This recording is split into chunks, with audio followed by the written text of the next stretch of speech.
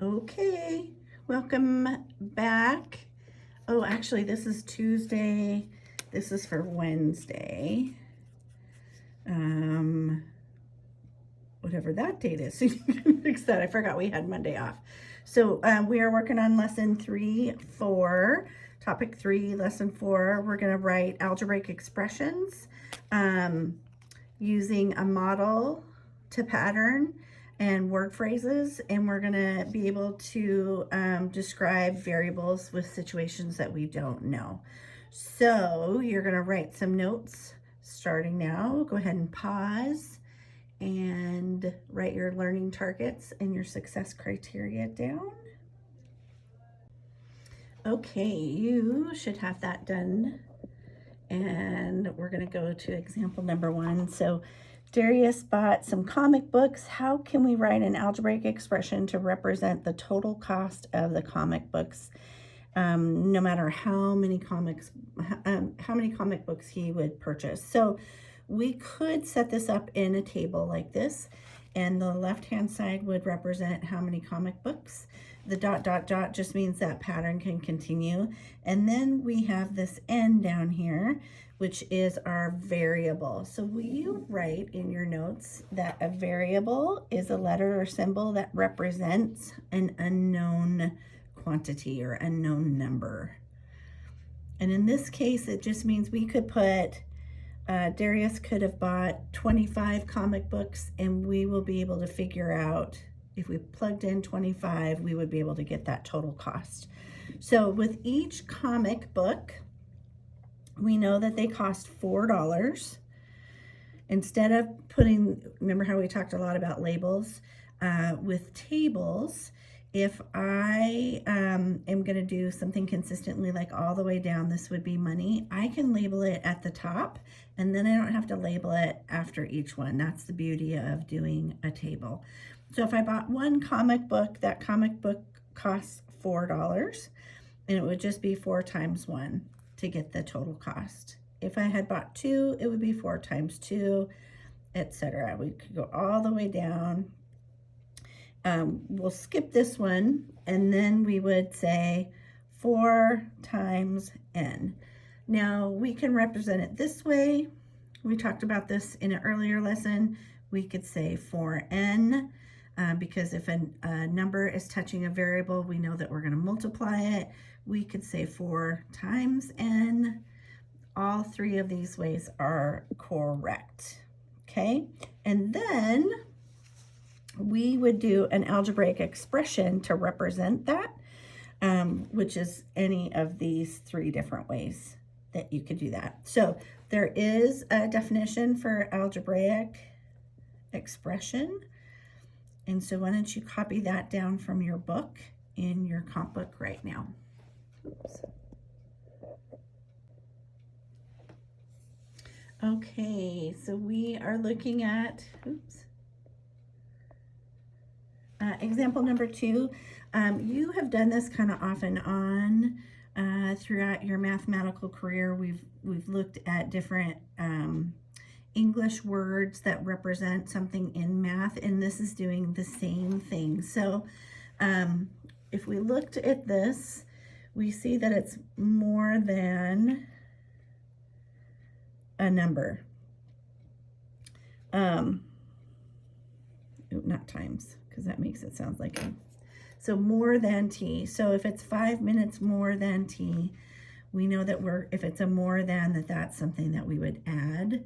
So we would say 5 plus t. In this next one, we have 10 erasers decreased by a number n. So decreased by would be the best way to say it. So we would have 10 minus n. The next example, n nectarines shared equally by 3. So that is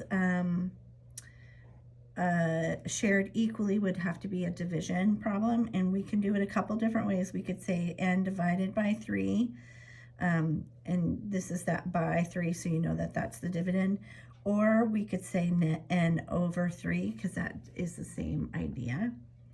And then the last one, it's a little more complicated. So we have 4 times the quantity, so that means that we have an answer to a multiplication problem, plus 8.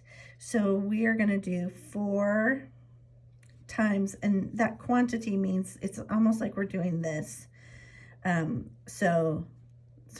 to another problem. So x plus 8 would be in the middle of that.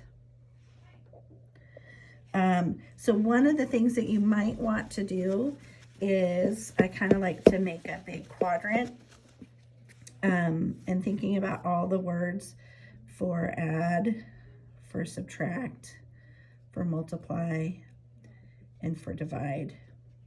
And you might want to put that in the back of your journal, and so you know that it's more than, it's plus, increased, all those things that you would deposit, because when we talk about money, we deposit. Subtraction, you would have less than, you would have decreased, you could have minus, subtract, I guess you can do add too. If I deposit money, then you can say spend money, or other things that we do in our bank book. Divide, you could have quotient, which means it's the answer of a division problem. Per is another one that often means division. Multiplication is times. What else? There's some other ones that you could, so just start adding different words in that you know would help you to figure those things out. Okay. Okay, in example number 3, a couple more terms that you want to write down. So term in math means it's an expression that's separated by a plus or a minus sign. In our book on page 147, it has 12t plus r divided by 2 minus 19. That would have 3 terms, because they would have, you have 12r, you have r divided by 2, and you have minus 19. So it's like, here's a chunk that you have to do, here's a chunk that you have, and here's a chunk that you have. So each of those would be a term. And then a coefficient is the same idea.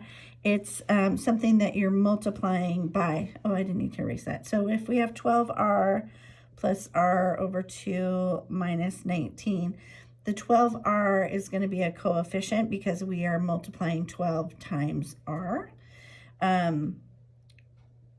And then a fraction is also, we've talked about this, a division. And so this one would not be a coefficient. It's actually a quotient because it's a division. It's like saying r divided by 2.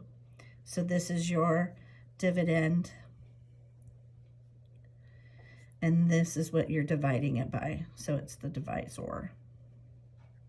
Okay, so you are going to do numbers, page 149, 150, numbers 11 through 27, and then on the Classroom, Google Classroom, there is the sheet, the Google Doc that has your answers to it, so go ahead and check, and then we will do a little check-in soon to see how you're doing with all of this.